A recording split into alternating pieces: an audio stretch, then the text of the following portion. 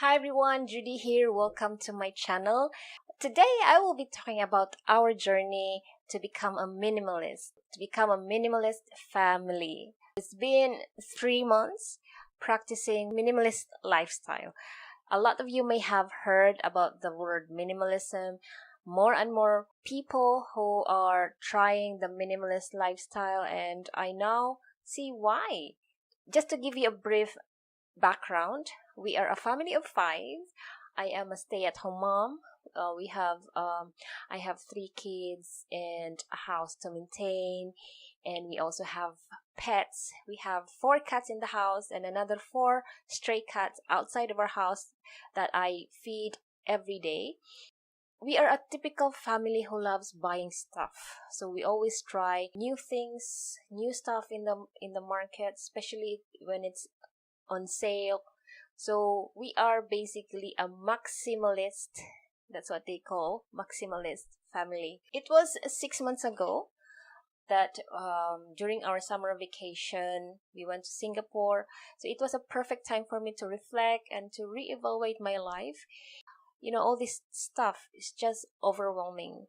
I know it can be improved, but I don't know where to start at that time.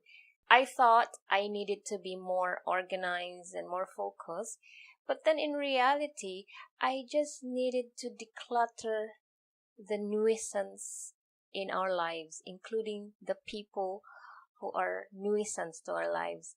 During the course of our summer vacation, I started listening to Marie Kondo and Fumio Sasaki.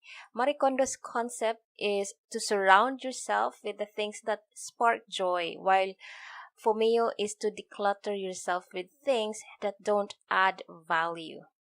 Both have similarities. Marie Kondo's book also talks about decluttering. I immediately applied both concepts when we came back to Cebu, so there was no time to waste. I started with our living room and kitchen since it is the busiest place of our house, then moving on to our clothes, then to our rooms. This is not what Marie Kondo have suggested, but I went on with what my instincts have told me. In fact, I am still decluttering, I am still purging, I am still in the process of selling and donating stuff. Let's talk about the process. And the first step for me was to decide to become a minimalist. I was committed to decluttering and to be brutal with the decisions that comes with it. I have discussed this new lifestyle to my kids and to my husband, what the potential benefits that it will bring to our lives. When I started decluttering the living room, the kids have noticed the difference already, and it made them feel good. I did not get all the things from our cabinets and organizer and pile them up in one big space. No, I did not follow Marie Kondo's suggestion. Instead, what I did was tackling section by section of our house. So I start in small areas, but I did it in a fast-paced manner. For me, it was easier to do it like that. So it might not be applicable to you. So just think what really works for you guys. Now let's talk about the steps. So the steps was, number one, asking myself, coming from the book of Marie Kondo, does it spark joy? If yes, how long have I not used it? If it's less than 1 year, I give it another 3 months to stay. Or if it's a year or more than a year, I have to let it go. The tip here is you just have to be ruthless in letting go of your things. Okay, step number two is quite easy. If it doesn't spark joy, I just let it go. Simple as that. No more, I might use it in the future. If I haven't used it, if it doesn't spark joy, let go. Okay. Step number 3. For the toys, I allowed my kids to decide on their own which toys they want to let go. Of course, there are still a lot of toys left.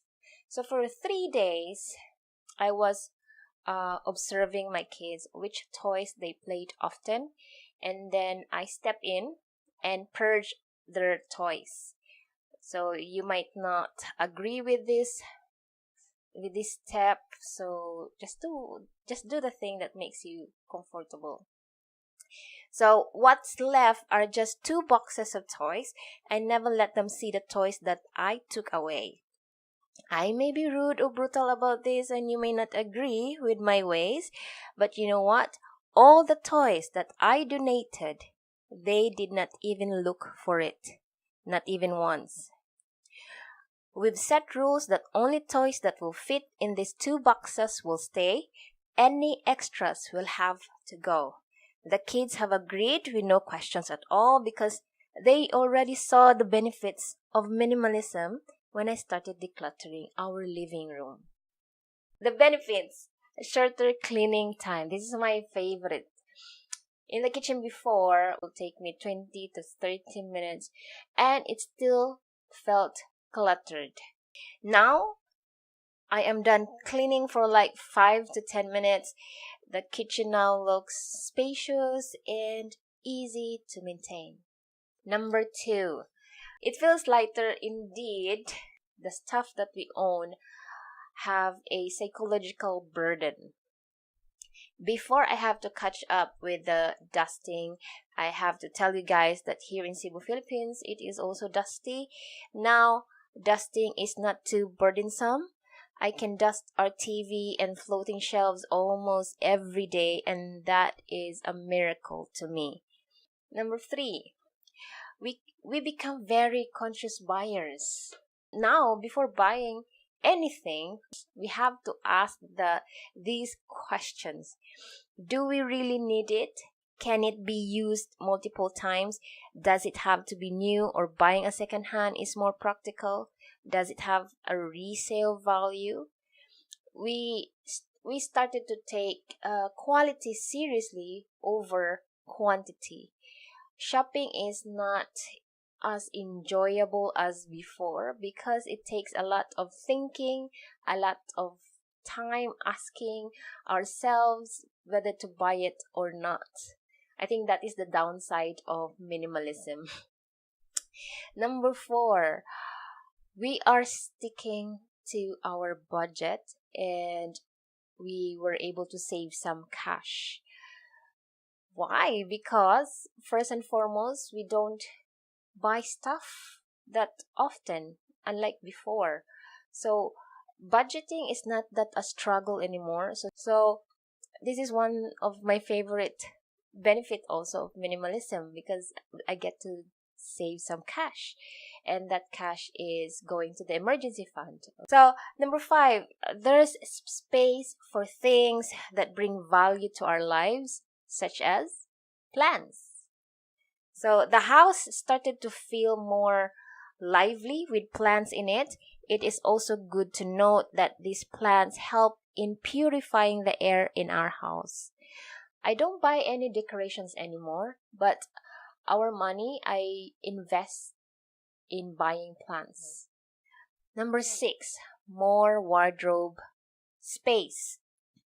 I now have a capsule wardrobe. With the capsule wardrobe, it's very easy for me now to decide which items, which clothes or shoes that I should buy because I have a clear inventory of my clothes and shoes. So whatever is missing, I know what I should buy. And then getting dressed in the morning, it's a breeze because everything in my capsule wardrobe, I know it will look good on me because I already thought about it and I remove all the clothes that doesn't really look good on me. Okay, so that's the nice thing about having a capsule wardrobe. Just in case you are curious, how many items do I have in my capsule wardrobe? Not to count the clothes for the house, in-house clothes. I only have less than 35 items, including shoes. Next, I have more time. This is really good. I have more relaxed time. I can enjoy my coffee. I am not rushing. to do the household chores. So I felt calmer. Okay, number 8. Less stress, more focus, resulting to happier life. So since the house feels brighter and lighter, thus making us happier. Unlike before that I easily get annoyed or irritated by our kids, now I felt calmer and relaxed, especially when dealing with our kids. Okay, I also have more time playing with the little one and talking to my eldest daughter and my son. So more bonding time with my kids. Number 9, I don't have to worry about any unexpected visit from family or friends because the clutter that we have is minimal. The house is very easy to maintain. Cleaning is a breeze. Any unexpected guests from family and friends are welcome. Number 10, this is one of my favorite as well. I get to exercise. This is something that is very hard for me to do before. Now, when the kids are already out for school, I can do simple yoga exercise and jog around the living room. Our living room is still considered small, but I can still run around it. Number 11, more grateful, less complaining, less comparing myself to others. Since we started doing minimalism, I am more grateful with what we have. The feeling of having enough, it has lessened my complaints about everything. And then comparing myself to other people have slowly died down, which is really good. According to Fumio Sasaki, the quickest way to make yourself sad is to compare yourself to others. The reason why we strive so hard to get all these things is to prove to other people our value when it should not be. The more you acquire things, it simply means more things to maintain. Again, according to Fumio Sasaki, which I strongly agree, these things will give you it has psychological burden. Buying a lot of stuff will actually bring more stress than happiness. The happiness there from buying these things will only last for a few moments or a few hours, and then later on it will become clutter. It will give you subconsciously, it will give you stress. This is our journey, and those are the lessons that I can impart to you guys. We're still in the early stage of minimalism lifestyle.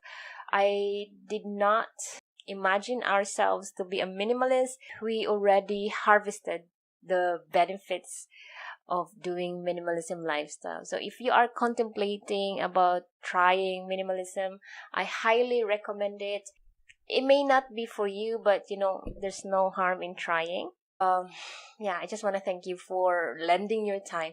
If you like what you've seen in this video, do click the like button, and if you're very new to my channel and you like what you're seeing, click the subscribe button. Okay, talk to you soon. Bye-bye. In the kitchen, when I do the dishes, in the kitchen, take two.